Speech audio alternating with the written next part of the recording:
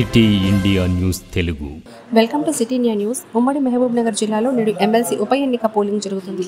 ఉదయం 9 గంటల నుంచి ప్రారంభమైంది. సాయంత్రం 4 గంటల దాకా కొనసాగనున్న మహబూబ్ నగర్ జిల్లాలో 10 పోలింగ్ స్టేషన్లు ఏర్పాటు చేయడం జరిగింది. అక్కడ నుంచి మా ప్రతినిధి రవీందర్ గౌడ్ మరింత సమాచారం తెలుసుకుందాం. ఎమ్మెల్సీ ఎన్నిక ప్రారంభమైంది. ఉదయం 8 గంటల నుంచి పోలింగ్ కేంద్రాల వద్ద కొంత ఏర్పాట్లు కూడా చకచక జరిగిపోయాయి. ఇక్కడ చూస్తే మనము ఎమ్మెల్సీ ఎన్నికకు సంబంధించినటువంటి ఎన్నిక పోలింగ్ కేంద్రం దగ్గర ఉన్నాము. మహబూబ్నగర్ జిల్లాలో ఎమ్మెల్సీ ఎన్నికలకు సంబంధించి పూర్తి బందోబస్తు ఏర్పాట్లు మాత్రం ఇక్కడ చేయడం జరిగింది. మహబూబ్నగర్ జిల్లాలో మొత్తంగా 10 కేంద్రాలు పోలింగ్ కేంద్రాలను ఏర్పాటు చేయడం జరిగింది.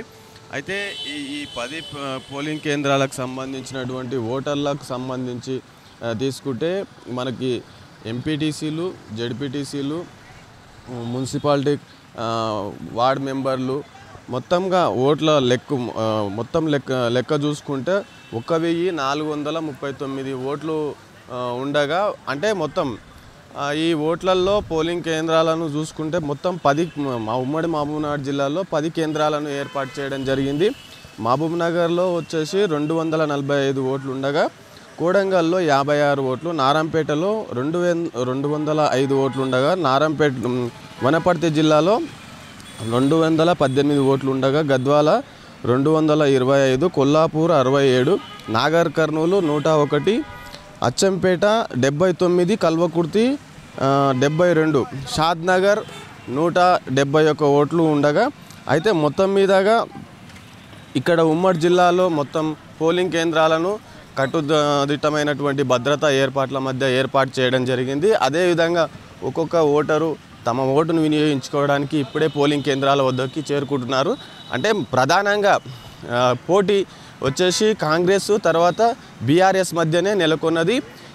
అంటే బీఆర్ఎస్కు సంబంధించినటువంటి అభ్యర్థులు ఎక్కువగా బీఆర్ఎస్ పార్టీ నుంచి గెలవడంతోన వారు ధీమా వ్యక్తం చేస్తున్నారు, మేమే గెలుస్తామని.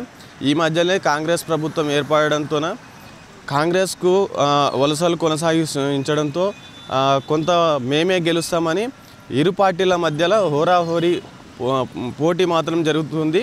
అయితే ఎక్కడ ఓట్లు మొగ్గు చూపుతా అవకాశం ఉన్నదని చెప్పేసి వేచి చూడాల్సిన అవసరం ఎంతైనా ఉంది.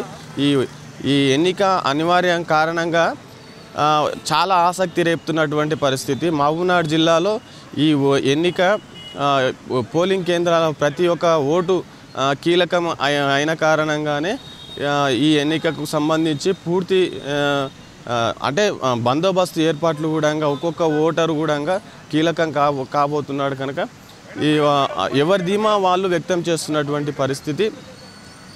మరి ఈ సాయంకాలం అంటే మార్నింగ్ 8 గంటల వరకు నుంచి పోలింగ్ కేంద్రాలలో ఓటింగ్ వేయడానికి వస్తున్నటువంటి వాళ్ళందరూ చూడొచ్చు. అంటే గతంలోనే క్యాంపు రాజకీయాలు జరిగాయి.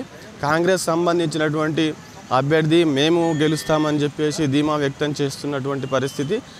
మరికొన్ని రోజులు అంటే ఈ ఓట్ల లెక్కింపు వరకు ఎవరి ఫలితం వెలువడంలో వేచి చూడాల్సిన అవసరం ఎంతైనా ఉంది.